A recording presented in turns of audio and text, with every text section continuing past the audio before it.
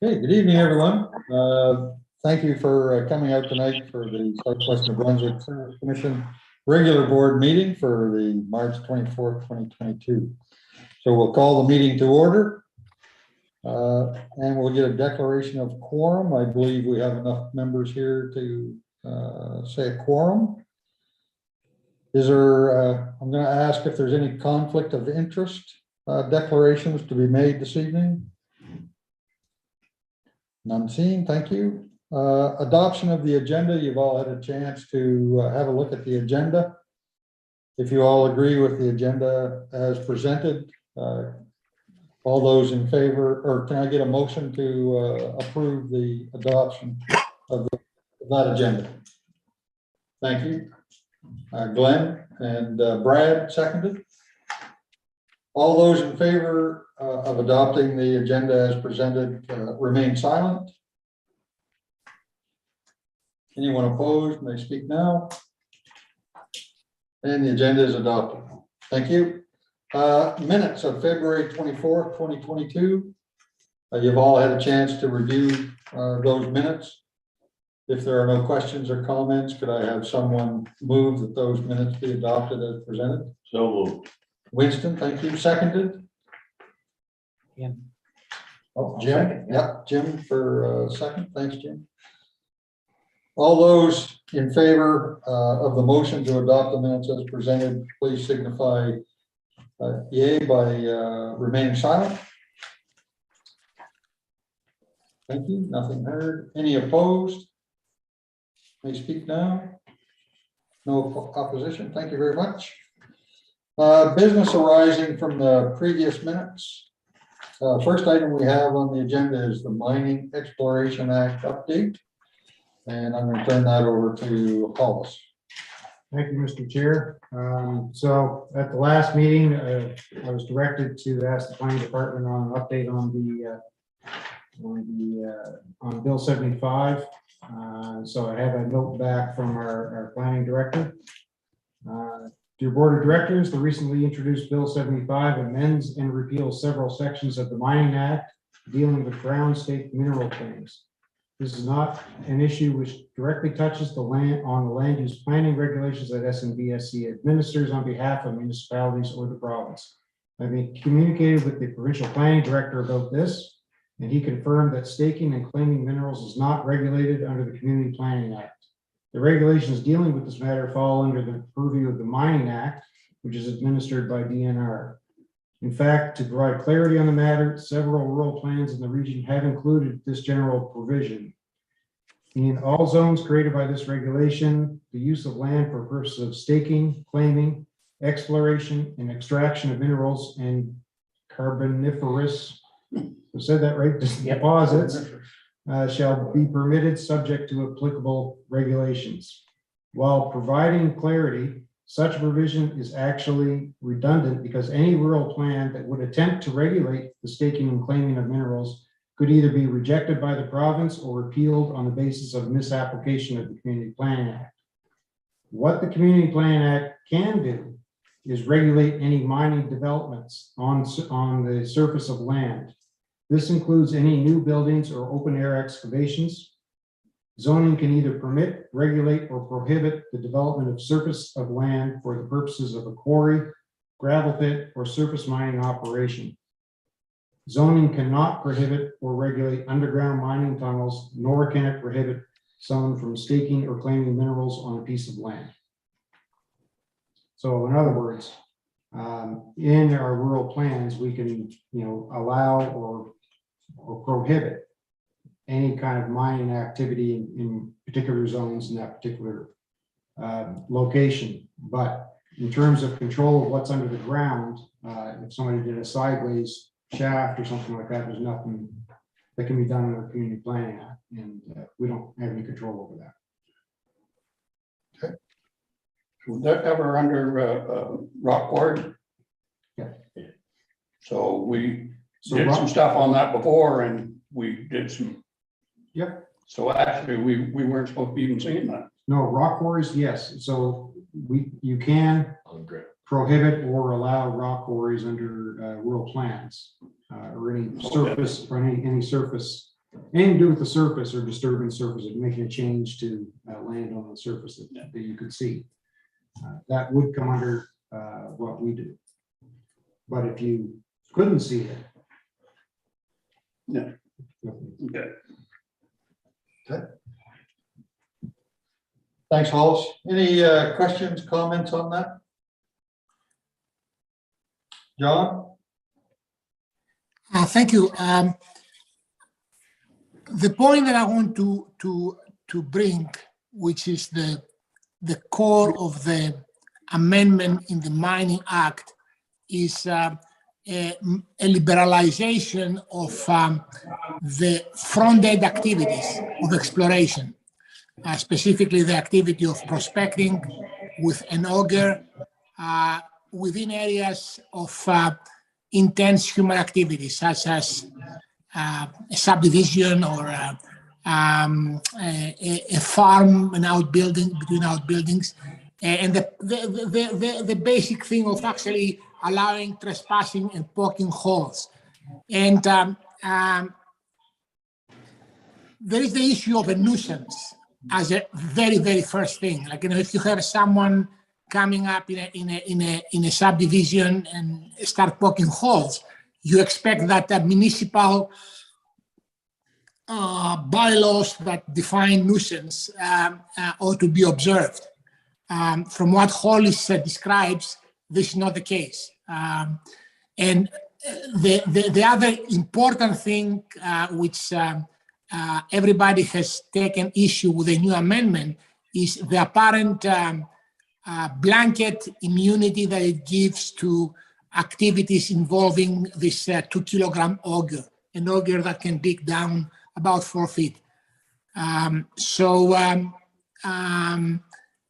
Drawing the line at the actual trenching or basically start removing material from the earth is way past the issues of nuisance or affecting one's enjoyment of its own property or essentially potentially destroying his crop on the field. So there is a lot of opposition to that, and when you see a letter of opposition that has on the signatures the name JDI Irving and Conservation Council, it shows that something is very, very wrong universally with this new amendment. And I'm not sure if we can do anything as a board, but at least we should educate ourselves on what this thing means. Okay, thank you, John. Any other comments, questions? Okay. Okay, I guess we'll, for this point, part of the, we'll just leave it there at this point.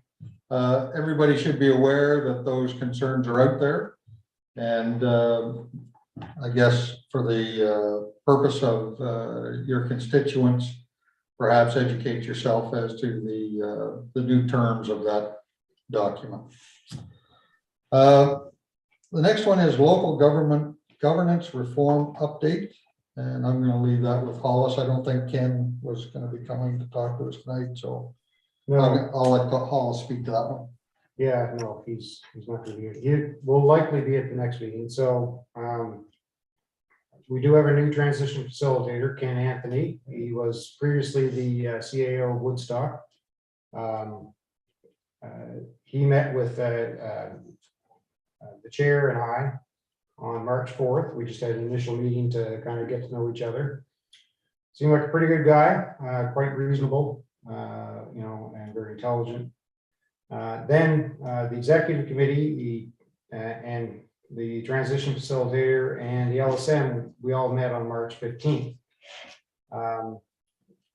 Just to kind of get the ball rolling on some of the transition stuff. The main topic turned to economic development and how to tackle this one, because this one was kind of an unknown to a lot of us. Consensus was that the RSC should put together a workshop with the board, transition facilitator, including representatives from Musquash and LaPro, and we would get some facilitators to help us define a strategy and define what economic development on a regional basis should look like for the region. So we should have a guiding document that comes out of that as a result. This is probably going to be an all-day session. This is probably going to be very similar to what we did when we did our own strategic planning session, and we'll probably do this at the Algonquin. The following day after that meeting, I was in another meeting with Glenn here, as well as ESIC, and I'm going to get all the acronyms wrong, I'm sure, but it wasn't ESIC, sorry. It was PEDAL, ACOA, ONB, CBDC, Future St. Stephen, CD, Community Development Research, yeah. So anyway, and that ended up being also about economic development. And the end result there was that we talked to them about what we were planning as Regional Service Commission, or tentatively planning with the transition facilitator to do a strategy session. And they seemed to like this idea. And in fact, PEDAL, Brian Ferris was the representative there, offered to sponsor it. So they will pay for the Algonquin, and we'll probably have to kick in something, but that's okay. But he's also going to help us try to find the right people, the right facilitators to be there to kind of help us define this. So that was good news, and that kind of, and it's not set in stone, but that's probably what we're looking at, and we're probably looking at May before we can get this done. We don't want to let it go too much longer than that, because I need to get an idea of what the scope of things like economic development and tourism and all these things are in terms of cost, so we can put together a budget, this summer. What else happened? So Vibrant Communities, they formed a transition committee, and I met with them as well. We're still waiting for an MOU with ESIC on that. I've heard that some other executive directors, I had a meeting today with them, have seen a draft of the MOU, and a couple of them weren't real happy with some of the points, but I haven't seen it myself yet, so I don't know. And I also heard today that the government will be kicking in an additional $20,000 on top of what ESIC, supplies for that service as well. So, but again, I haven't seen that in writing yet. What is ESIC? So ESIC, Economic Social Inclusion, right now they provide money to Vibrant Communities to cover the salary, plus they provide money on the projects, which would be their transportation initiative, and there's a couple of others. That's a provincial, yeah. So, and that will be adopted under Regional Service Commission, but I heard today that there's an additional $20,000 because they're underpaying. To give you an example, there is no community inclusion network in northeast part of this province. So that Regional Service Commission is going right now to try to form this, and ESIC has agreed to, forward the funds right now. They're not going to wait because they don't have anything right now. She's had an ad out for 3 weeks looking for a coordinator, and has had 0 responses to this ad. Probably because of what it's paying. So that's where I think the additional 20,000 is coming. I don't think they're paying enough to get anybody of any quality. So there's some good news, but again, I've not seen anything in writing. So that's most of what I have for now. Other than, I have met with the other executive directors. It's the transition at other regional service commissions is in varying degrees of completedness or not completedness around the province. So we're in actually pretty good shape, relatively speaking. Our community inclusion network is pretty well answered. I think we've got a really good, solid plan for economic development. I've also spoken about tourism, and we're probably going to end up following a very similar path with tourism, where we put together a good strategy of what everybody's comfortable with, what the level of that should be for the region. And I have yet to speak to Mr. Anthony about making that happen as well, but I think that, it follows that, we've done the same thing with the other mandated services. The only ones that are left out of that would be recreation, which we're already doing, and transportation, which actually falls under the community inclusion network stuff, because that's what they're already doing. So, but it stands to reason that we would take a similar tack, I would think, with the other ones, so that everybody is comfortable on the same page. It's a reasonable scope, and then, once we have those, those parameters set out in some kind of strategy for each one of these things, that we can go forward and put together budgets and get going on making a plan for all of them happen. That is my report, Mr. Chair. Thank you very much. Any questions on the report given on the local governance reform update? Okay, thank you. Oh, sorry. Geez, I got a couple of hands. I missed them all. Brad, we'll go with you first. Sorry about that. That's okay. We're still friends. Yeah. I know Hollis, I've shared some comments, but I think I wanted to share them with the greater board. Is first of all, that's exciting to hear that there's going to be an all-day session to sit down on things like economic development and then tourism. It's just there was a lot of acronyms there, and there was some local, like Future St. Stephen and one of the groups from Charlotte County. But I guess there's a bit of a concern over what that strategy looks like when there hasn't been any direct input from our community and our entity. And I think everybody around maybe this entire call might feel the same way. I don't doubt that there's a lot of great minds in that room, but whenever you have a regional strategy and you're active in the seats, like a lot of people that are here, is you want to make sure that you know what's going on, to be completely honest with you. It's definitely how we're going to be moving forward. It's absolutely critical. Like if you look at economic development and wearing as a mayor of St. Andrews, to make sure that overall strategy also is encompassing kind of the strategy that our community has. And I think that it's going to be a very positive movement. And I know I've had conversations in the past where perhaps an organization like Future St. Stephen becomes something greater, like Future Charlotte County. Like maybe there's some opportunity to expand there and put some ideas in the room. I'm all for working together.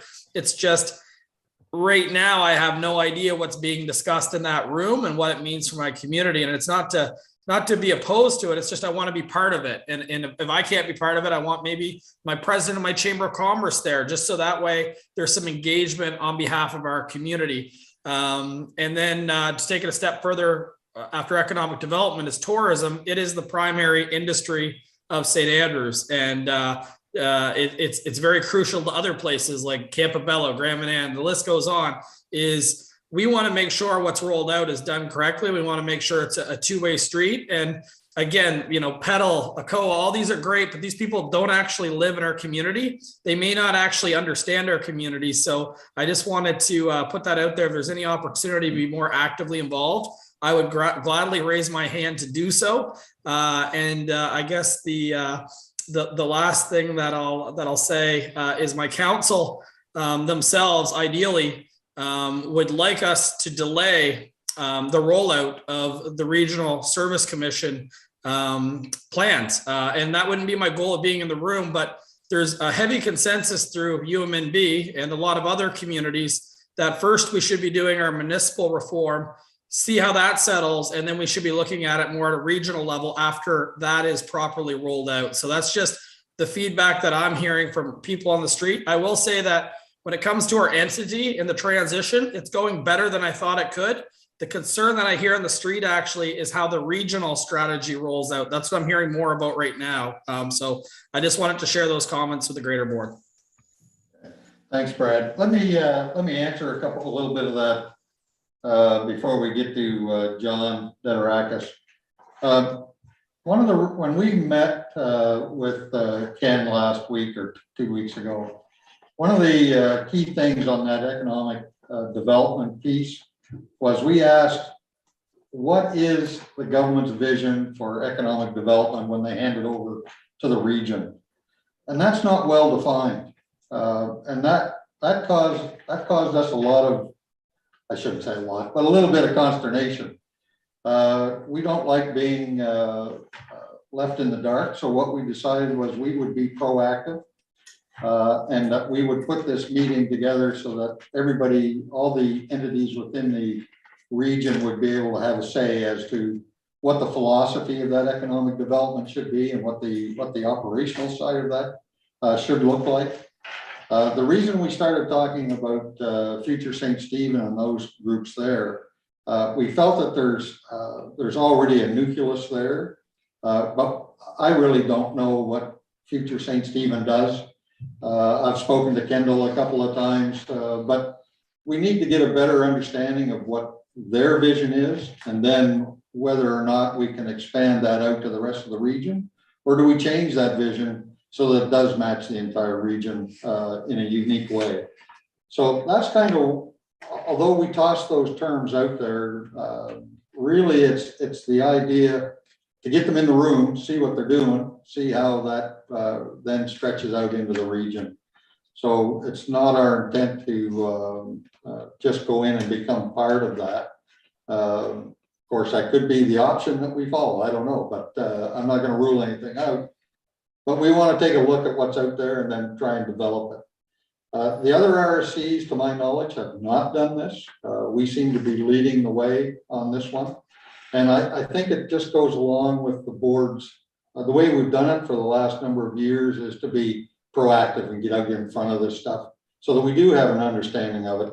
And I agree with you, Brad. We're not going to implement any of this until after the changes are already made at the community level, and then we'll bring it in. But it'd be nice to have some vision of where we're going in the new year set.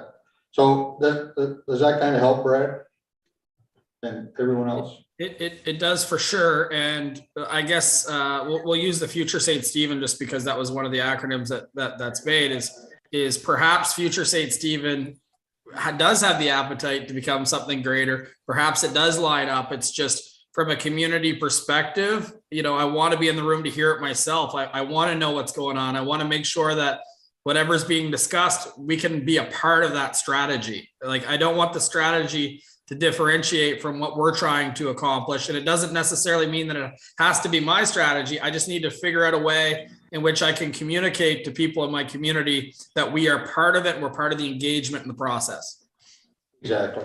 Yeah, no, I agree totally with that. Just as a point of clarification, maybe I didn't make this clear, but when I say there's going to be an all-day strategy session, that means you guys and LaBro Musquash, because they're going to be part of us, starting next year.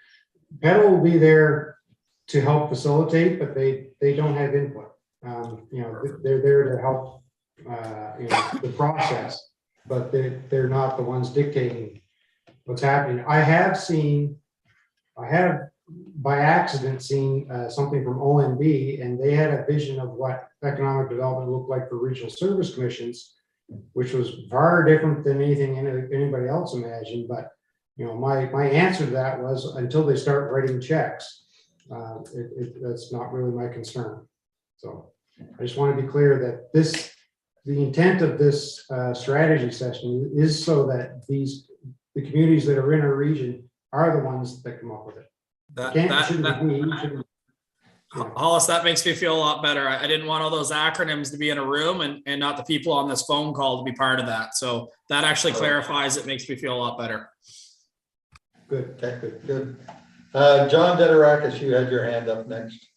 Thanks. I asked this question the last time that we were at Algonquin to Hollis, and at that time Hollis did not have an answer. The way that I understand economic development is a process through which the government writes checks to facilitate investment, which will eventually lead to jobs and other good things for the community. There are already established channels that they are handled by the federal government and the province, through which applications are sent to Fredericton or to Ottawa or whatever, and they are dealt. In the new way of doing things, what gives? What is going to drop off the table from the existing way of doing business? Well, that's yet to be defined, John. Nobody knows that. When we heard what was coming down from the province, it was very little in regard to that type of thing. When we talked about what ONB was talking about as far as economic development goes, it was more of a top-down approach that they were planning rather than a bottom-up approach. I don't like the top-down. I don't think most of you guys do like the top-down. Doesn't work. It doesn't work very well. We know our region best because we live here and we know what the communities need. So what we want to try and drive here is a bottom up. So you brought up a good point there with the provincial and federal. I would say that none of us knows the total amount of grants and business opportunities and things that are out there. And so first off, we need to educate ourselves as a region as to what financial facilities are out there that might be available to us. And then, because I just go back to about 3 or 4 years ago when this the new project that the federal government came out with, I can't remember the name of it, but anyway, it was a bunch of money that they were going to pay up to 75% or something. Well, a lot of people knew about that early. So, for example, the village of Macadam got out. We got 3 projects approved, but then I came to this meeting here at RSC 10, and there were other mayors didn't even know that this thing was available. So to me, that I didn't think that was very fair. And then at the same time, other communities are learning about other programs that they take advantage of, and then Macadam doesn't hear anything about it. So that's just to kind of give you an example. I'd like to have that knowledge more universal amongst the group. So I know there's things going on in St. Stephen. I don't know what the details are. I know there's things going on in Macadam. You guys don't know the details of those. So how do we piggyback and help each other in these if we don't know what we're each doing and how we're competing against one another, instead of trying to support one another? I think we could get a lot more accomplished if we work together and be more collaborative in when we go to government for funding. Certainly, I'd be more than happy to support things that are going on in St. Stephen, St. Andrews, St. George, Black Harbor, if I knew what was going on, but I don't, so I can't. And as a region, if we can do that, I think we'll be much better off. But because there's no set policy coming down from the provincial government as how we're going to do that, we felt that it was important that we get together to discuss that. What do we want? So that we can tell the province what it is. Thank you. Glenn? Yeah. So I can probably add a little bit of clarification to the 2 meetings too, because there might be a little bit of confusion. So the first meeting that was had on with the board or the executive board and Ken, okay, that was completely about economic development, and the strategy was, okay, we have to get the board together for the community to develop this plan. The second meeting the next day was actually a meeting that I had the responsibility to have, and I asked Hollis to attend. So through my role, I guess, or job with community development in Eastern Charlotte, Petal funded my position. When they gave funding to that position, they gave it with the condition that whoever was hired had to be the chair or the co-chair of the Charlotte County Labor Force Working Group. So I eventually was given the responsibility with Petal to organize this meeting. And the meeting, I was told, was to have with a COA, the RDC, CI, the CBDC. Anyways, all basically the groups that we can get money from. So then I got some information to model this labor force working group from the southeast region, which was the Moncton region. When I looked at how that was set up with basically a group of people from Riverview, Dieppe, Moncton, and the surrounding area working together to come up with their strategy, I said, well, really, this isn't a task for a COA and RDC. It's really a task for the community leaders of the group And those are the people on the board. So the Regional Service Commission was not supposed to be involved in that meeting. And I went back to Pedal, et cetera, and said, hey, this has to be driven through the Regional Service Commission, because that is the people that we're gonna have to support this. And really economic development and labor force working group is to support economic development. That has to go through the Regional Service Commission with the municipal reform.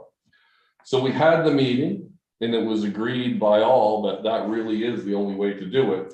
So in this particular case, and I know there's probably some concerns, this is really taking some of the decision that's going on outside of this group and bringing it into this group where it should be. Okay, Alan, you still have your hand up?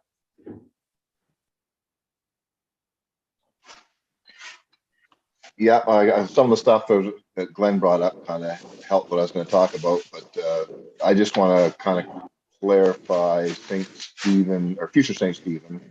I guess I'm in the room. I'm the luckiest one to actually have a future St. Stephen or a future whatever your town is named. You know, I think every one of you should have one. And they are it's a very useful tool on those same things that you brought up, Ken, about knowing what funding is available. I mean, I literally got a team that's watching the funding all over the place and calculating it and seeing what we could use. That's a very good tool. But as far as the regional approach, I'm just as concerned as everybody else, because I want to know what my future St. Stephen's role is going to be following this. You know, is this another roll of red tape that I got to go through for my community? I think that's rightfully so. You know, maybe there's going to be, it may be better, but you know, I'm definitely concerned how it's going to play out. But the other stuff was brought up already. You know, the concerns. It's just again, I think we all should have one, or a future or an economic development person on whatever this turns out to be. But I also find it funny that the province is implementing something through our RSCs that they don't even know what they're try not to swear. They don't know what they're doing with it, or we're going to do it, but they're not giving us what we're doing. So why is it they do not know? That kind of bothers me. But anyway, we'll wait and see what they're coming up with, I guess. Okay, thanks, Alan. So Alan, I'd just like to say that you do have a very good asset, and you know, I talk to Kendall and he helps me weekly. Sorry, Don't forget Wade. Yes. okay, sorry. Yeah. Hold on, go ahead. Okay, Wade. Yeah, I just wanted to ask Hollis that when you do the strategic meeting down there on this, if he can find out every entity or every service provider that provides social economic development, tourism, the whole thing in the area, future St. Stephen, every group that provides it, what service they provide, who they provide it for, where their funding's coming from, and how much they cost. And then we can kind of look at it and holistically and say, you know, does this group, would it be large enough to cover the whole region, or is it just for a locality like St. Stephen or St. Andrews? Is it economical? You know, are they getting bang for their buck? But right now it's kind of all over the place. There's you know, all kinds of different service providers there. I think we kind of need to assess them all. Okay, thanks, Wade. Yep. Just if I can respond to that, well, I'll certainly do that and look at the service providers in the region. But I want to just get back to what Mayor McCaffrey was just saying about, you know, finding it funny that the province is consulting with us right now about how to do recreation cost sharing, even though it was in the mandate that they've already put into legislation. So I have a meeting next week with them about to let them know how to do recreation cost sharing. So that's where they are.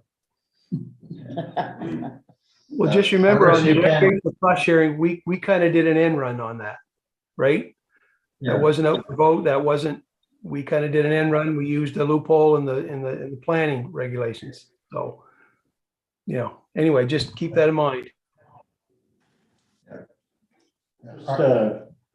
Just a curiosity question, I guess, and I'm with an LSD, so I'm not involved with all the great organizations that some of the communities have, Alan and Brad and so on, but the confusing part for people when they hear that the RSC is taking over economic development you know, what exactly does that mean? Does that mean that all economic development is going to go through the RSC and the RSC is the authority? Or is it going to support? So say if I am an entrepreneur and I have a project that I want to get a COA funding for or whatever, so I'm applying to a COA and the RSC, like what? No, Nobody no. seems to know what. It's just a new service that's offered on a regional basis. We used to have something similar, and it was called Enterprise Charlotte. There was the Enterprise Network, right? So you're supporting and facilitating Yeah, so. somebody's application it may- through the individual. It may not replace, say, if the municipality has their own economic development, it may not replace that at all, Yeah. because that might be a municipal level thing. This is more of a regional service, but it's not a, But what is the service that's being provided? That's what. so the service, well, that's part of what we're gonna define at our strategy. The service is kind of what you want it to be, but really it's gonna be that if you did have a project that you wanted to, you know, in Bocabec, that you felt would be, a economic benefit, let's say, then maybe you would come to Regional Service Commission and say, I've got this, can you help me find money to get it going? And that might be what the service does. Okay, so it wouldn't necessarily be an issue of the service commission deciding whether it was good for the whole region or not. You would be supporting Right. an application that we would be making or any of the towns for economic development in their particular town. Well, So there wouldn't be any danger, I guess, of somebody saying, well, no, we, you know, you want to have something in St. Stephen, but we don't think it's great for the whole region, so we're not going to support it. No, that's not the intent. No, okay, No, no, not it's at all. it's Yeah. just that everything, this whole process Yeah. with everything is leaving people I with think, unanswered questions, and I know that you haven't got the answers, but it's just, well, I decided to bring I, that out. and I think it's a really good point to bring up, and I'll tell you why this strategy session is also very important. Is so that we can bring clarity to everybody in the region about what this is and what it is Yeah. not. And how we're going to do what that is. And that's why it's important to bring in people like Petal and ONB and people like that, so they can answer those questions. You know, they live this world, you know, every day. So that's the other part, piece of this strategy session, to bring clarity to everybody about what it is. And then once we have clarity on what it is, then we can decide, you guys can decide What our how role it's gonna is get done. gonna be. Well, I think it's fantastic that there would be, you know, a regional body to support anybody, any individual or any town or whatever in the region, because it's not there now. And it's, you know, whoever gets to the gate first, I guess, a lot of times, who gets, you know, funding and so on, or that's the way it's been, you know, in the past, and everybody knows the record of some of those, especially the federal agencies. So that I think it's a great thing, but it's just, you know, we just all have these questions. So, Yeah. Thank you. No, I can understand. Yeah, thank you. Alan, did you want another comment, or your hand's still up? Yeah, I do have another comment. Another thing that I am concerned about is, well, first of all, I'll say Future St. Stephen was developed because of how government works, and we didn't want a government regulated organization. That's the great thing about Future St. Stephen. It's an arm's length. We have a budget. We pay them to do their work for us, and which we do. We have to pay them, and or the board or the president, anyways, and administrative and rental and all that stuff. There's a cost for that, but they aren't government, and that's this is government that we're part of. So I still that's be my concern, is how this is going to play out, because the reason this exists is because it's not government. So No, I think Hollis said it best. There's a lot of different ideas around the table. Certainly when we were discussing this, there was no intent to try and manage that economic development. You guys know what's important for each of your communities. And I can't see why I would have a veto power over something you're trying to do there. I think for me, it's more of an information sharing and so that I can offer support, or like when Alan and I first came in here 4 or 5 years ago, it was like, I celebrate the success of St. Stephen because the guys that are working in St. Stephen some of them are coming from Macadam. So it's supporting not only my community when you're benefiting, but just vice versa too. If I have something that's proving to be beneficial, people are coming in from all around the region to work in Macadam. So that's kind of the direction I was getting this from. Yeah. Okay, if there's no other questions on that, I better get my glasses on so I can read this next one. That's it for business arising from the previous meetings. I don't think anybody has anything to bring up. Under new business, we sat down and looked at how we want to do the election of officers for 2022. Because we're supposed to do that at the AGM. But because of the municipal elections that are taking place in November, it seems kind of a redundant thing to do, to have another vote for a period of 3 or 4 months. Mr. Chair, I'm just going to share my screen, which is our bylaws, which kind of make them a little more clarity. So in the bylaws, and if you want to take that. Sure. Yeah. So our bylaws, the kind of state here that where am I here? Election of executive officers of SNBSC board shall occur on an annual basis at the AGM, except in those years when regular municipal and regional advisory commission or regional advisory committee elections are scheduled.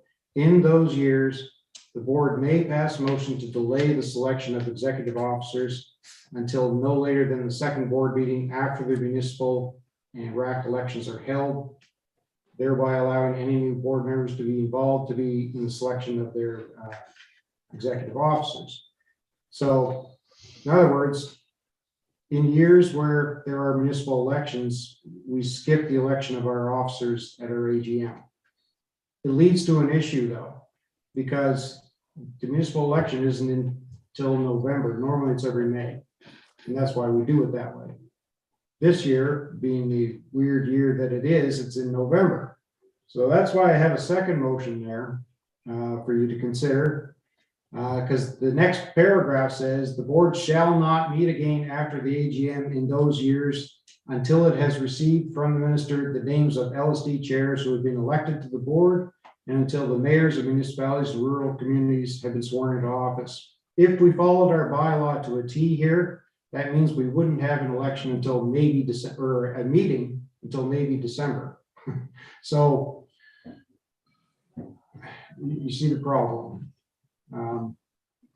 So the suggestion is we follow what it says and leave our executive in place for the remainder of this year. And then after municipal elections, we'll obviously in the new year, probably we would have our election of officers. But the problem is we also need a motion to continue to have meetings for the rest of this year, because that's contrary to what's in our bylaws. Question, Hollis, would that now have to come into a notice of motion and be voted on in the April meeting? Before the board meeting, before the annual meeting? If you want to do that, you can. Well, then that's the way our bylaws read. And if you're gonna change bylaw, We're not changing the bylaw. okay? No. Actually, if you look at the wording of the bylaw, it would, if we followed it to the letter, the board would never meet again because there are not going to be LSD representatives ever created after the election. Yeah. So the bylaw is moot. It no longer is effective because it identifies a situation that will no longer exist. So we have to replace it with something. I agree. Bonnie, you got your hand up? Yeah, thanks. And it's more of a procedure question, I think, than what we're doing, because I think this is obviously the right approach. But I'm just wondering if by motion we can supersede what is in our bylaws, or if it wouldn't be better to just roll over our current executive until we can have an election after the next municipal election. More of, like I said, just a procedural thing versus suspending the election type of thing, which is sort of more contrary, I guess, to the bylaws.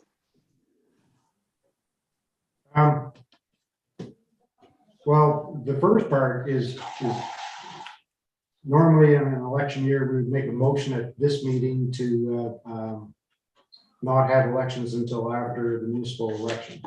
That would be a normal procedure for us. That's what's written out here in the bylaws. Now, the problem is, of course, the election isn't until November. So I'm not sure if I answered your question or not, Bonnie, but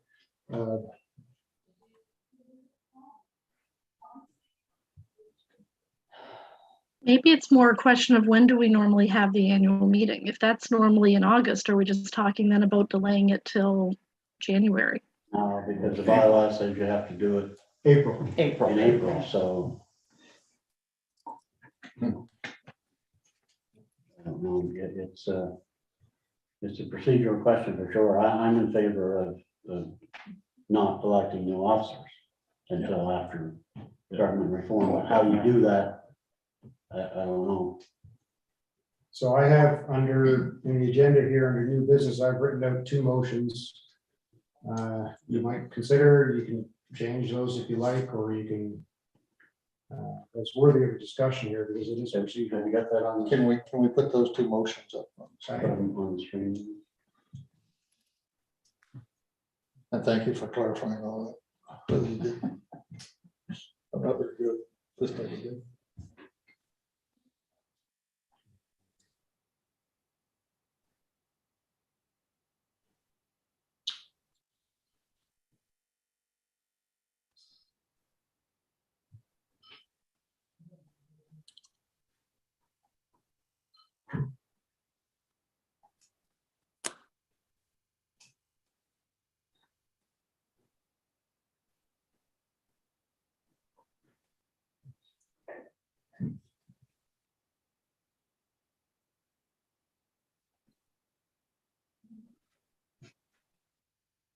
So you kind of need 2, because the first one goes along with what we actually say in our bylaws.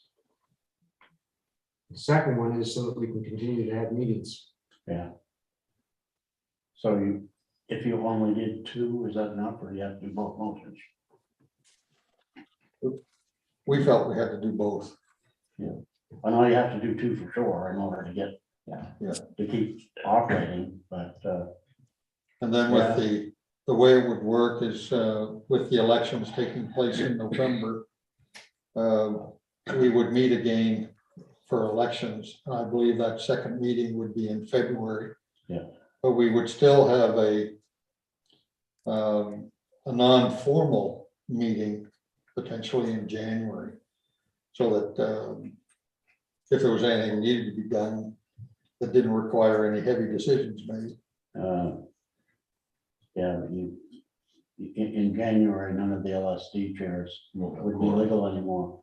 So No. it's gonna be December, would have to be the last one. Well, in January, the only member of executive left would be Ken, Yeah, unless one of you 2 is elected something. so you need to bring a date if you're gonna be the only one there. Yeah, I just. Get hold of the meeting again.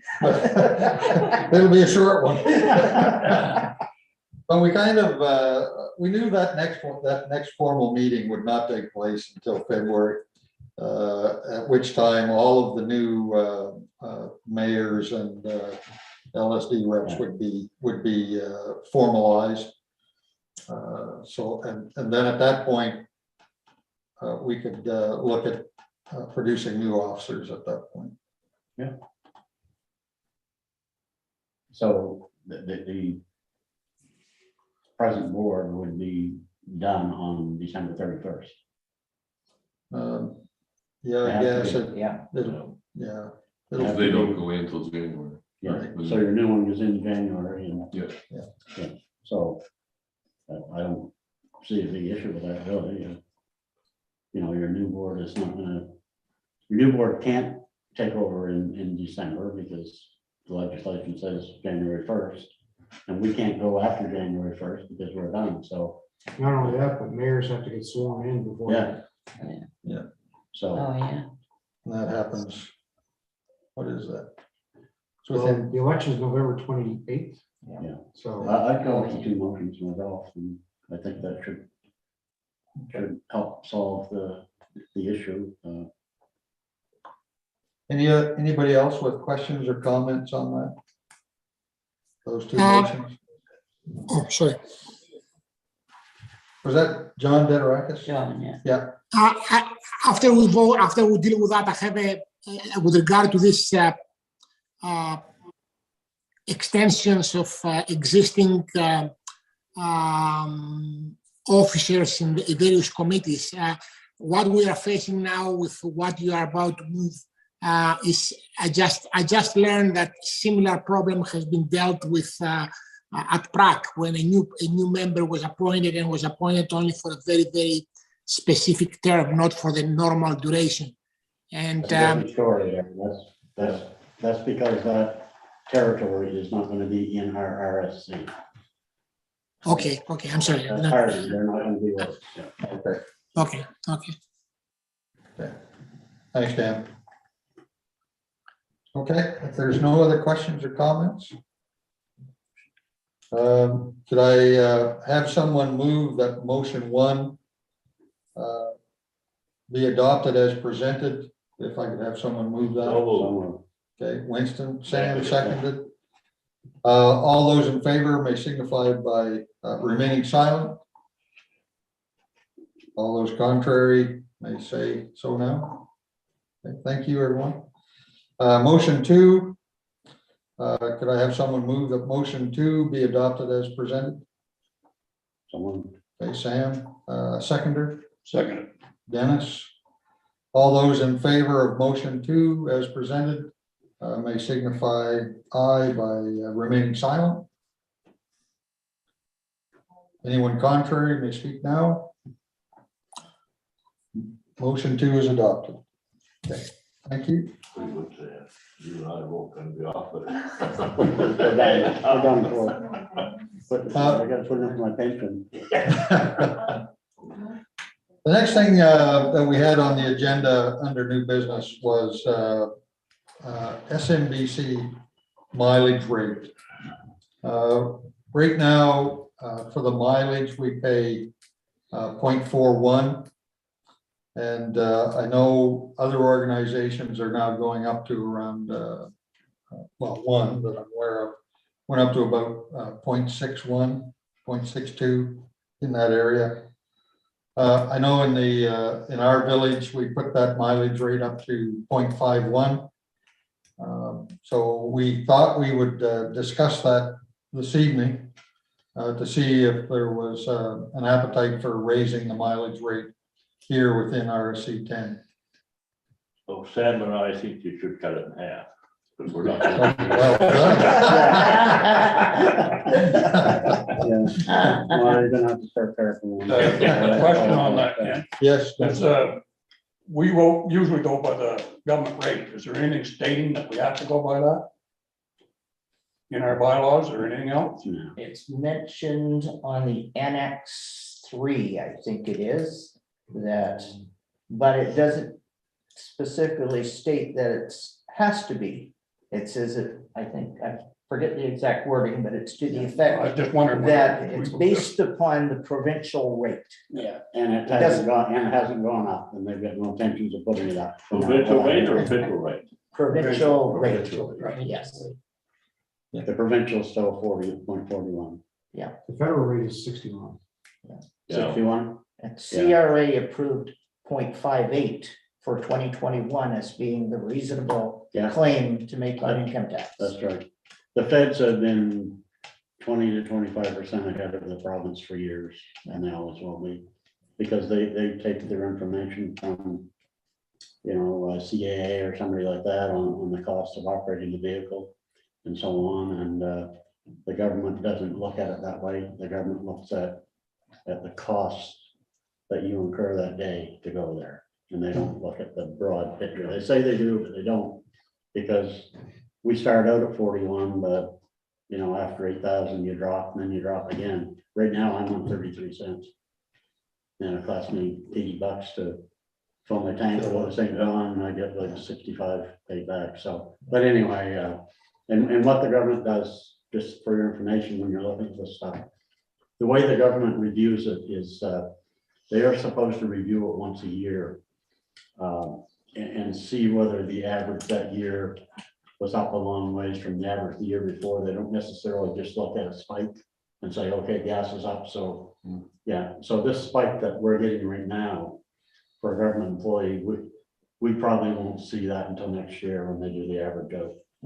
So once in a while they'll put it. Now I noticed they give extramural, I think it was, they give them, I see in the paper the other day where they gave them a bonus for mileage, but it's a little different story because a lot of them travel like every day in their cars all the time, and the government doesn't offer them any rental vehicles or anything like that. But with us, they basically say, if you're not satisfied, we'll, you know, rent a car and we'll pay for the rent. So that's the difference.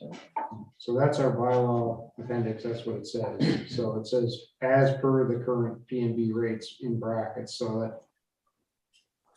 Well, now I feel worse. I thought it was 33, I'm only at 31. Yeah. Mr. Chair? Yes. For you to Hollis, do other regional service commissions have that 41-cent rate? Most of them, I know that Fredericton went to 50 cents. A couple of them went to 45. A couple of them went to, I think Kent was talking about 60 or 61 following the federal rate. So no, there's a couple that are still at 41 cents last time we checked, but most people are talking about raising this. Well, Well, I'm just, all of them, the stickler, only thing I'm concerned with is it says as per current province of New Brunswick rates. If you want to change it, you're gonna have to make a motion to change your bylaw. Wouldn't you? Change your appendix in your bylaw. You can override bylaws with by motion only. You can move to change the bylaw. well, that's not right anyway. That bottom You gotta give a 30 notice of motion for that, right? That's what I was getting at. You have to do the notice of motion. And that's why we get that in there. You don't have to wait until next meeting. Alan changed that from the 45 days or whatever. Alan? So yeah, thank you, Ken. And what if I don't know if this is a possibility, but what if the gas prices drop back down to where they were? Do we have to adjust it back? What I would suggest is that we put some sort of a statement in there that if gas prices go back, you could say, so long as gas prices remain over, say, $1.60, the rate, because we suspect that this is a temporary bump or a spike. Everything I'm seeing on the business news is telling me it's probably another couple of years before it kind of sorts itself out. Make a comment on that as well. Yeah. On the this government rate is 41 cents. I checked it out last week because one of the other guys was asking what it. That was put in force in 2012, 10 years ago. Yeah. So it's not just gas that you have to look at. When's the last time you bought a set of tires or so on, the price of vehicles and everything else. So I personally think we should be looking at, we shouldn't call it a mileage rate anyway. We should call it a vehicle expense rate. But we should be looking at that policy based on all the increases that's required to operate a vehicle. And one of the places you can go is CAA and some of these organizations to find out what they deem the cost of owning and operating a vehicle for a year and what it would cost, per mile. And then set our rates based on that, not just because gas goes up or down, because it's not the only cost. Insurance, like for somebody like me, my insurance is is almost double what it would be if I was just working around town. There's all those other costs that you have to look at. You know, you don't get an oil change anymore for $19.95, now it's $50-60. So that was 2012 when that was last reviewed by the province. So it warrants a review on a broad basis, and it should not go back down because gas goes up. So we'll say, for instance, if you did a review and you decided that, you know, with the normal gas price, normal price of gas, it should be 50 cents. And maybe you want to put a 5-cent premium on it for gas, then take off the 5 if gas goes down. But you've got to set what it is to actually, you know, operate a vehicle. That's my 2 cents on that. Is that a? Yeah, is that a without raising my hand, I just want to, Well, depends on how tall you are. Sorry, is that Alan again? yeah, I just want to say they were very valid points by Sam. I agree with what you just said. Thanks for bringing those up. I wasn't considering. Thank you. 10 years since they reviewed it. So. Would everybody be more comfortable if we go out and we do a little more research on it and determine what perhaps CAA talks about, or what's the vehicle guys there, the Consumer Reports? Yeah, Would talk. because you want to get a stable rate somewhere in their state. You don't want to be jumping up and down. Okay. You know? Okay. Yeah. Just a thing, why don't we do a notice of motion that we will be changing our bylaws at the next meeting to set the price of the rate for mileage. Okay. With further information. Yeah. Okay. That way there, then you're covering your, Just for example, 2 weeks ago, it went up for 2 or 3 days in a row on the weekend. And Thursday, 3 days later, it dropped by 16 cents. Okay, so everybody thought, wow, it's dropping. Well, guess what? The other day it went back up by 12. Yeah. So you can't be going up and down based on the price of gas. Yeah. You need a stable. Yeah. Well, Good point. and it really isn't, it's, you know, also evolved to the cost of transportation, not the price of gas, as we go to electric vehicles. Yeah. Exactly. Wade had to. Did you have your hand up? Yeah, I was just kind of thinking, could we not just make a motion to create a gas allowance based on market conditions? You know, to basically say market conditions have gone up, lately a blip. So we want to be able to put a supplement in. And then when the market is down, you take the supplement out. That way you're not changing bylaws and you're not freaking around with all the numbers. Just a suggestion. So Kent Region has done something very similar to that, and I can find out what the details he was just telling me today. But they they have a variable mileage rate. I have no idea how he's managing this or how this is running. It sounds complicated, but I can find out if you like.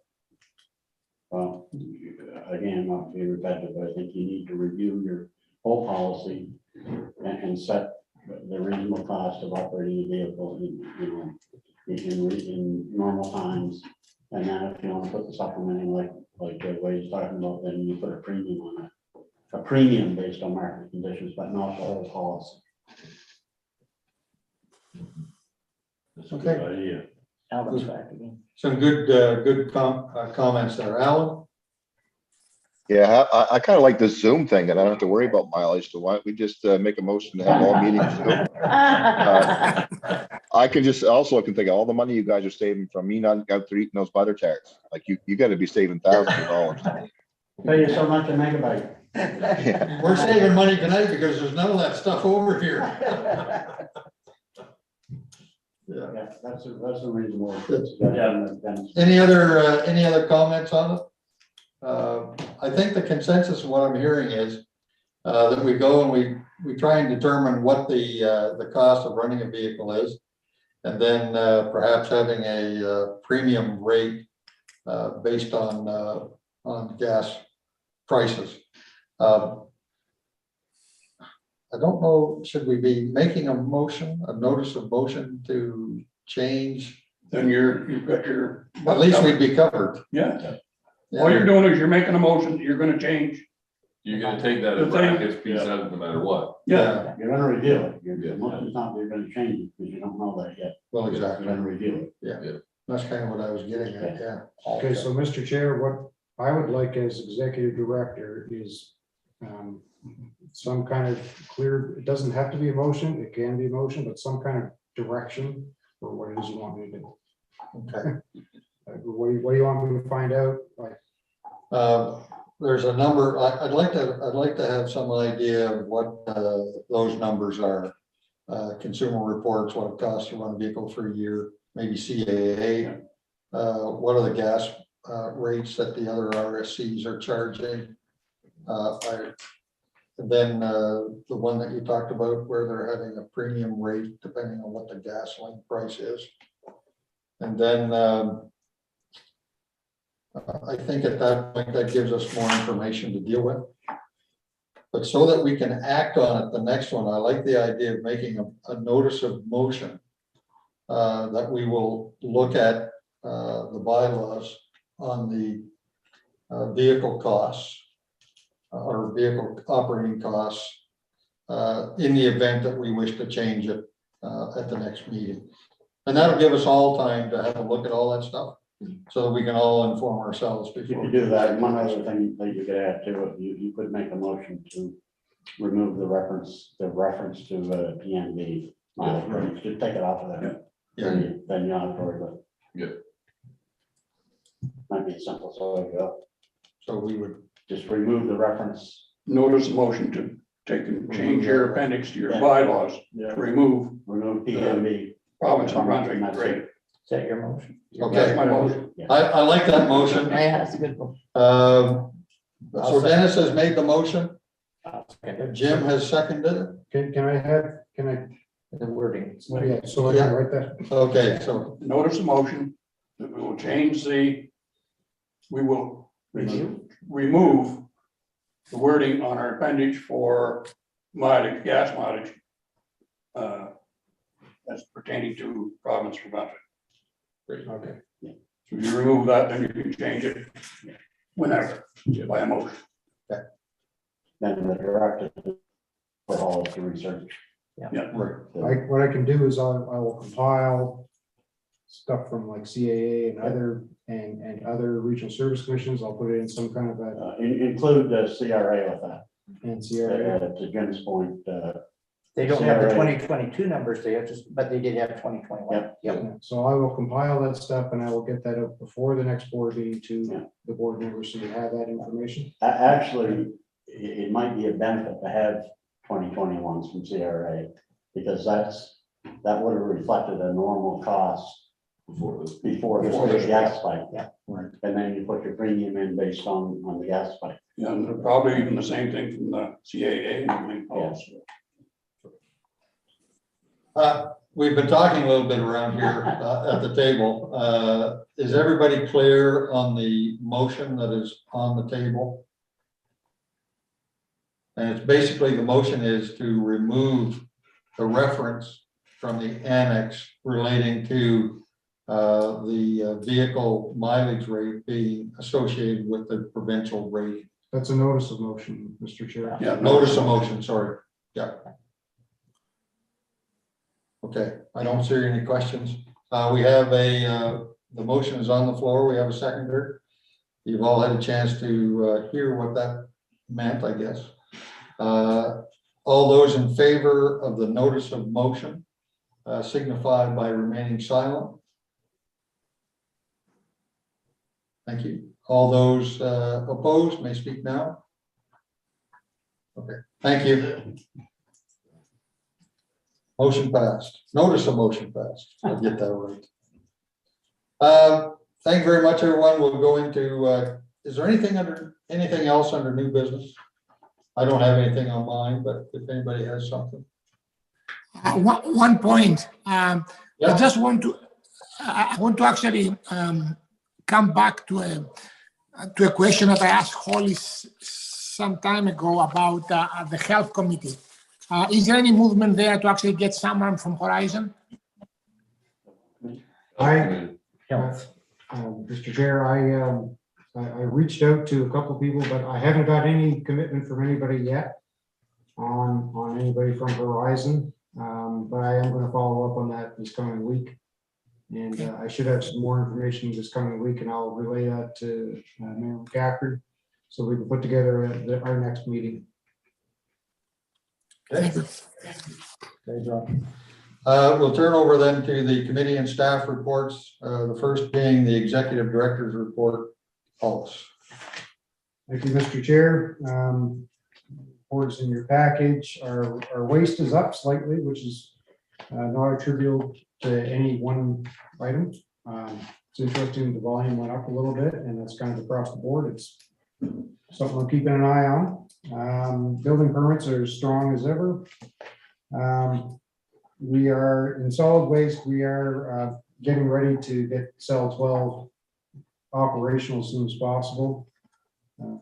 We're not in trouble, but there's not going to be a lot of time between the end of cell 11 and the beginning of cell 12. I'll put it that way. There will always be a place to put the garbage. We are just adding a couple of lifts, and Mike had a really good plan for that, so I don't have any issue there. Our white goods program is starting again this year on April 1st. One minor change this year is we have an online form for people to fill out, and that's what we're promoting on the radio. It cuts down our phone calls here to the office. It's a very simple thing to do. If you've got appliances you need picked up, you just fill out the stuff, and then she does get back to you and arranges the date. She arranges the scheduling. So that's underway now. Actually, we've got quite a few of those. We also have a new online form for requesting recycling cards. So we've had a few requests already. So that season's taken off. Cards come in yet? Yep. We've got a stock of recycling cards. In planning, so been doing a lot of work in planning over the last month in going paperless. And today we actually had our very first completely paperless building inspection. Mayor McCaffrey, you got a question before I continue? Yeah, no, so you say the waste is up. I just want a clarification. Is it up more than, like our waste went down when we started recycling? Is it up higher than what it was before recycling, or is it just up? Just up in general. Up, but is it higher than before we started recycling? Well, I mean, this includes the number for recycling, so. Oh, okay, so it says grand total. Okay. Yeah, it's the total amount of tonnage that comes across the scale, no matter what it is. Okay. So yeah, back to planning. So today was actually our first completely paperless building inspection. So we've gone, we have a system that was built in-house to manage all of the forms. We still have folders, obviously paper folders that have been left over from previous. We also have an online database of our building permits, and then we also have an online permit application, which is brand new. We have several other applications on our website now, which are PDFs that you fill out. Those are going to be going to actual forms you fill out online instead of the PDF. The PDFs are still available for those that want them, but this, the whole purpose for all of this is to gain a lot of efficiency in our planning department, to make it a lot easier for the guys in the field. There's no traveling back and forth. They all have portable printers now in their vehicles. So if they need to print something on site, like if it's a stop work order, or if it's issuing the building permit or things like that, to give to the client, they have that capability now. So I've been working closely with the staff there in designing a system that's going to help and not hinder them. So instead of buying a pre-made system that we have to fit our processes into, we're taking our processes to work, and we're adding and we're building it that way, custom in-house, and it's worked quite well so far. We still have a few more steps to go, but I'm pretty happy with how it's gone so far. By doing it one step at a time, we address any minor issues that come up when you try to roll out any kind of a new system, a computerized system, there's always glitches and hiccups. So this way, by doing it one step at a time, we address them as they come up and solve them before we move on to the next one. And it seems to be working quite well. The best news about this is it doesn't cost me anything other than time. We're not paying anybody to do this. So a few other things. We have been speaking with Dylan Consulting and the provincial planning director about LeBron Musquash, as they're coming up as being in our region as a brand new municipality.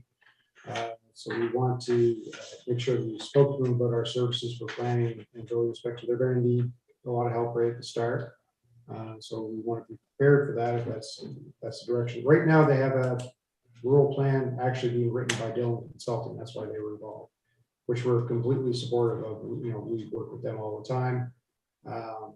And so, you know, they've indicated that that plan is going to be completed by this fall, which would be good time to roll into next year. Other news, I'd like to welcome Blacks Harbor to our planning service beginning April 1st. So Mayor Craig was on. Yep. Yeah. So that has been accomplished. They have a new CAO there, and I think that's going to. We already met with them, with the CAO and Alex and myself to iron out what's going to happen next. And there's a few things that are going to happen there. I gave a presentation to St. Andrews Council about local governance reform. There's an interesting newspaper article came out after that. I don't know if you saw it. Oh, yeah. Yeah, like I mentioned, we've been talking with the LG about recreation cost sharing. They want to learn from us how it went and things that they could roll out to other regions. That's about it. Oh, yes. So next Tuesday is Recycle ND. The executive director of Recycle ND is going to be speaking to myself and Mike and our team here about PPP and what that means to us, what that could mean to us, what that might look like. So I'll be interested to see how that works out. That's my report, Mr. Chair. Okay. Thank you very much, Hollis. Any questions, comments on that report we just had? Okay, thank you. Next one is Planning Management Committee report. Dennis. That one here with me. Can I had a question. Yeah, for Hollis. Yep. Hollis, I want to ask you, because you mentioned about the improved system for putting out stop orders. Do you have any idea roughly how many stop orders are issued every year? I can find out. I don't know off the top of my head, but I can find out. Okay, because we had that discussion with Glenn Hawking the other day, and we said, you know, this is a very significant economically.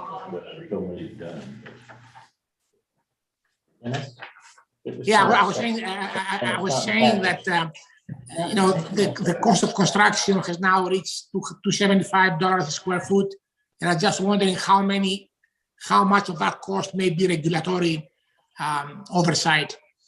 I can find, I don't know off the top of my head, but I can certainly find out. If you want to, the best thing to do is to send me an email with a request like that, and then I can respond that way. Okay, thank you.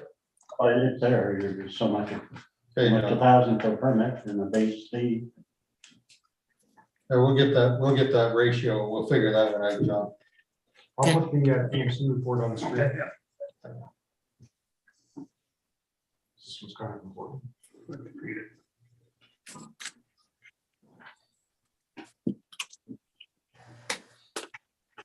We're just in the process of putting that Planning Management Committee report up on the screen for you.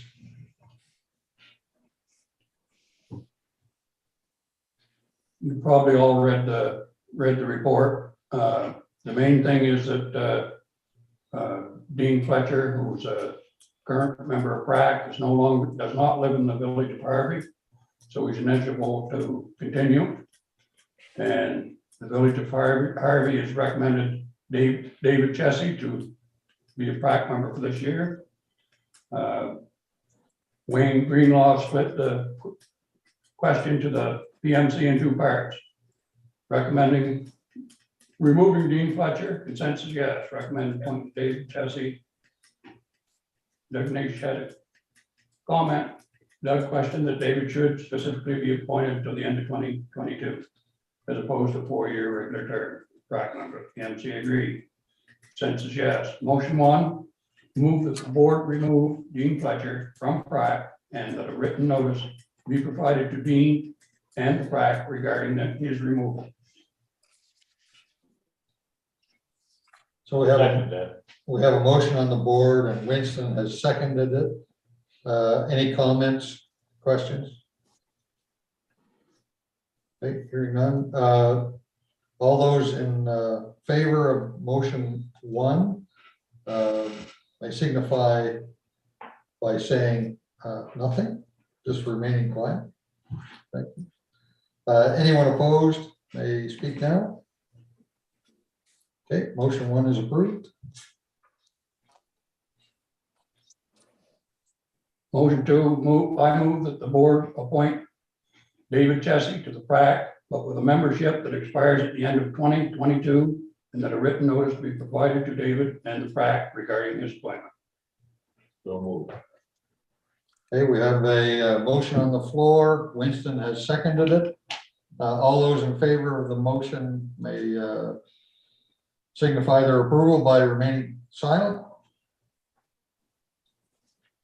Anyone opposed may speak now. Motion to approve. That's it. Thank you very much, Dennis. The final thing we have for committee and staff reports is the financial report, and that will be given to us by Hollis. Thank you, Mr. Chair. The summary statement is in your package there. I'm not going to go through every line, but we're in a surplus position. Our total surplus at this point would be 305,000. And there's surpluses come from every department, most notably solid waste. I don't think that's any surprise to anybody. Was there any questions about, if there's any questions about what's on those summary statements, I'm certainly going to take them. I may not be able to answer them all, but I can answer most of them.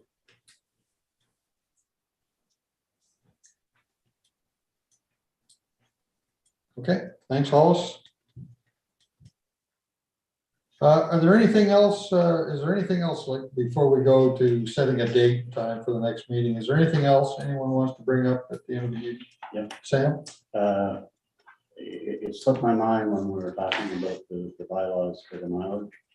So I don't know how we go about it, maybe at the next meeting, but I would recommend that we have a motion that if we change that bylaw, that we put in the bylaw that we review that transportation policy once a year.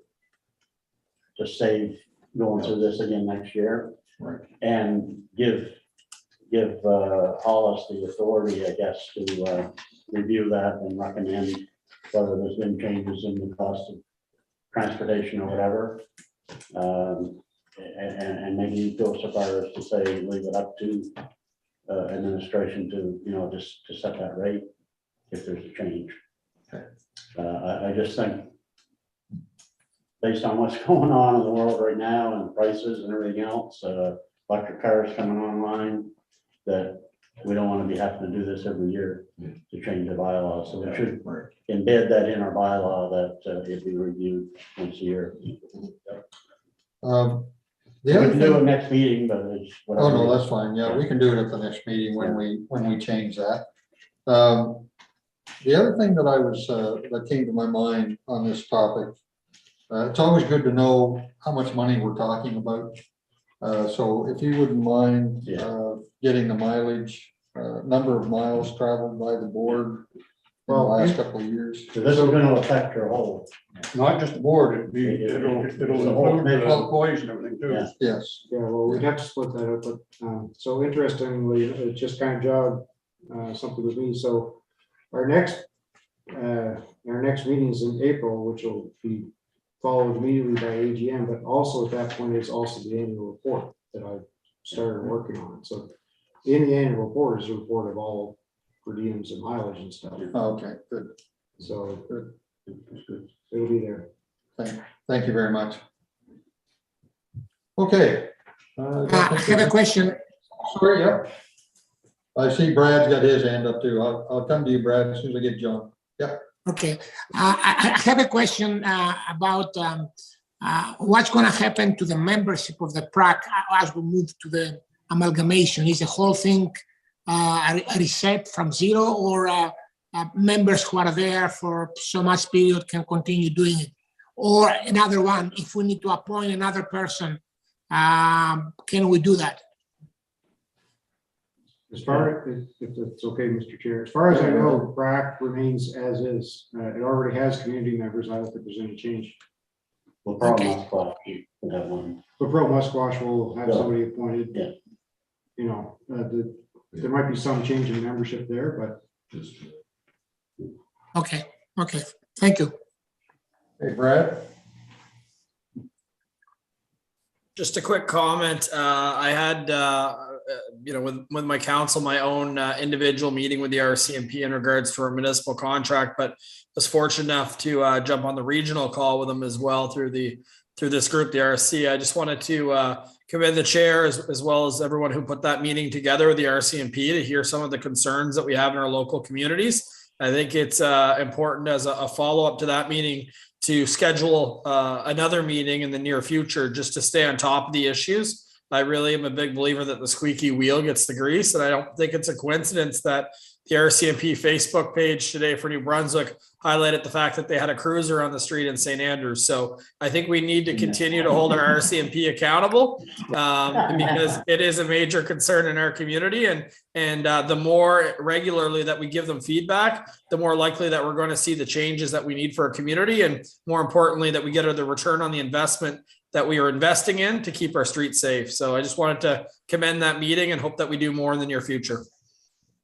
Winston? Well, Brad, we had one stop in town today too, so that was quite an honor. I was gonna go with the van, but he left too quick. And McAdam had one too, because I seen it at 7:30 this morning. Oh, did we? I didn't see They've that. been around. And you never see a car stampede around there until pretty near 10 o'clock. So it was good. Okay, thank you. Dan, John? Oh, I'm sorry. Yeah. No, I'm Yeah. sorry. I'll do it. Okay. I'll let it be. Well, thank you very much, everyone. I guess I will set the date and time. Next meeting will be the 28th of April, 2022 at 6.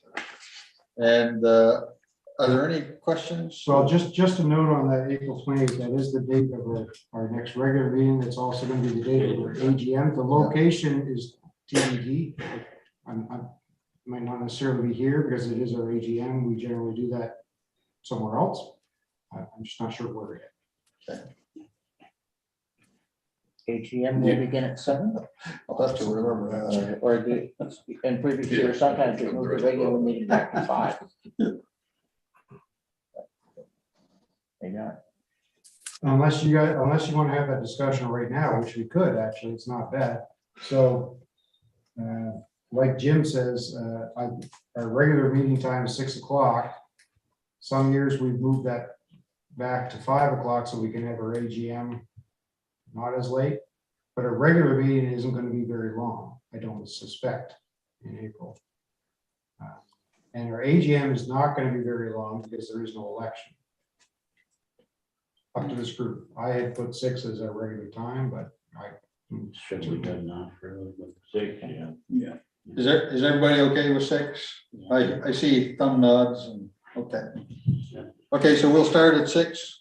AGM at 7. And then the AGM will take place at 7. As long as I make it to hockey at 9, I'm good. Yeah, I don't know whatever. Yeah. On the AGM, you probably should put that it's just after, right after the regular board meeting, because there'll be other people online and stuff, and they don't want to sit there and wait for, if you're done in 15, 20 minutes of your regular meeting. Yep. Okay. Yep, we'll set it up so that the AGM takes place immediately following the regular board meeting. I think what we'll do is at our executive committee meeting, when we set the agenda for our regular meeting, we'll figure out how long that might take, because a regular meeting might only be 30 minutes, right? So, Yeah. And I won't be as long-winded next time. I'll keep it short. Okay, any questions or comments from the public? I move we adjourn. no public. No, and Dennis has moved that we adjourn, so We're adjourned. thanks, everyone. Have a good night. Good night. Good night. Yeah, they, actually gave